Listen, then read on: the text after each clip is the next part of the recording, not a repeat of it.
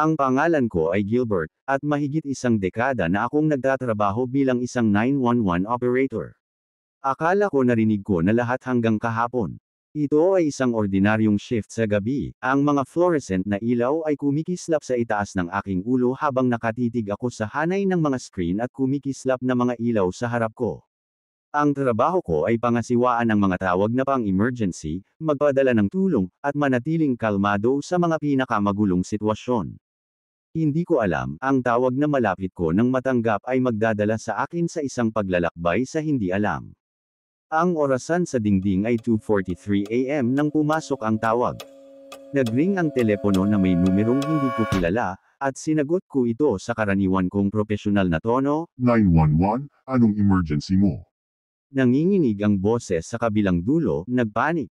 Parang dalaga. Please, you have to help me. Nasa isang lugar ako nawala. Kumunat ang noo ko, iniisip kong ito ay isang uri ng kalokohan o isang mental health crisis.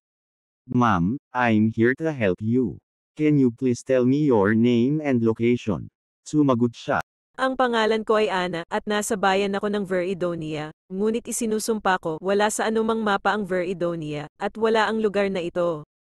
Napukaw ang aking pagkamausisa, pinananatili ko siya sa linya at nagsimulang mag-type ng Veridonia sa search engine, wala akong nakita. Para bang ang bayan ay isang multo, isang teritoryong hindi pa nakikilala. Ang aking pagsasanay ay kinuha, at hiniling ko kay Ana na ilarawan ang kanyang kapaligiran. Ipinaliwanag niya na ang bayan ay nababalot ng walang hanggang takip silim, na may nakakatakot at maulap na mga kalye na tila walang katapusan. Walang mga palatandaan ng buhay, walang sasakyan, walang tao, walang laman, nabubulok na mga gusali. Napadpad siya sa lugar na ito habang nasa isang road trip, at ngayon ay nakulong siya. Ana, I said, I'm going to send help your way. Stay on the line with me. Nagpadala ako ng unit sa huling alam na lokasyon ni Ana habang pinapanatili siyang nasa linya. Bumilis ang tibok ng puso ko habang iniisip kung anong klaseng kakaibang sitwasyon ang kinakaharap namin.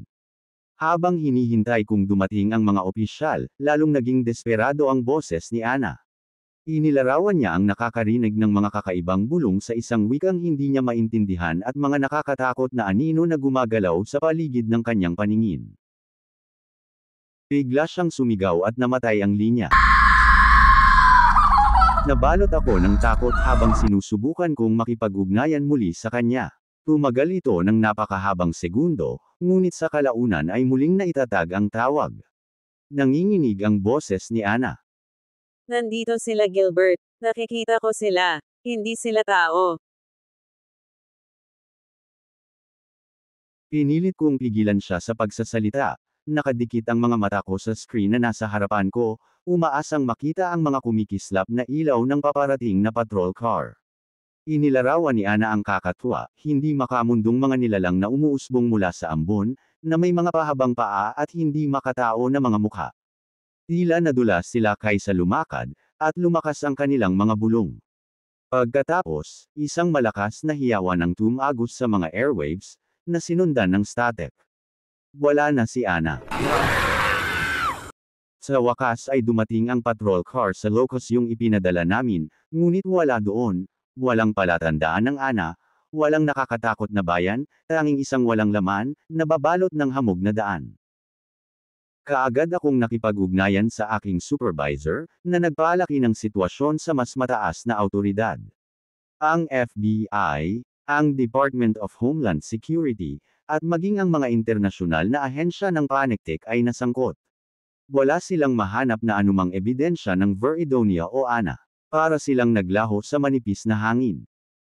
Sa loob ng maraming linggo, hindi ko maalis ang pakiramdam na napadpad ako sa isang bagay na hindi ko maintindihan. Hindi ko maiwasang isipin ang desperadong boses ni Ana at ang mga kakilakilabot na inilarawan niya. Ang kaso ay nanatiling hindi nalutas, ngunit pinagmumultuhan ako nito. Lumipas ang mga buwan, bumalik sa normal ang buhay sa call center. Halos nakumbinsi ko ang aking sarili na ang lahat ng ito ay isang masalimuot na panloloko o guni-guni. Pagkatapos, isang gabi, habang nagmamaneho ako pauwi mula sa trabaho, nakatanggap ako ng text message mula sa hindi kilalang numero. Naglalaman ito ng isang salita, Veridonia. Huminto ako, nanginginig, at nag-text pabalik, hinihingi kong malaman kung sino ang nagpapadala sa akin ng mensaheng ito. Mabilis na dumating ang tugon, mas marami kang nalalaman kaysa sa iniisip mo.